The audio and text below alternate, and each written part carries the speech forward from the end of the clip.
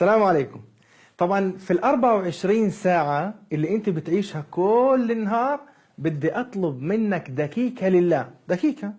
اذا انت وصلك هذا الفيديو واسمه فيديو الدقيقة، معناته الله سبحانه وتعالى بده يبني لك شو؟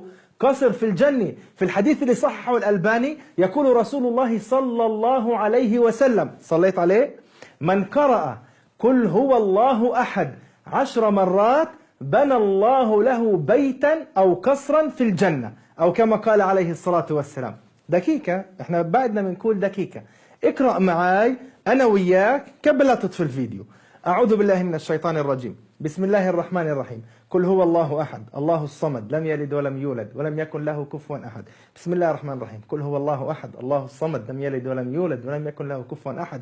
بسم الله الرحمن الرحيم. قل هو الله أحد الله الصمد لم يلد ولم يولد ولم يكن له كفوا أحد. بسم الله الرحمن الرحيم. قل هو الله أحد الله الصمد لم يلد ولم يولد ولم يكن له كفوا أحد. بسم الله الرحمن الرحيم. قل هو الله أحد الله الصمد لم يلد ولم يولد ولم يكن له كفوا أحد. بسم الله الرحمن الرحيم. قل هو الله أحد الله الصمد لم يلد ولم يولد ولم يكن له كفوا أحد. بسم الله الرحمن الرحيم. قل هو الله أحد الله الصمد لم يلد ولم يولد ولم يكن له كفوا أحد.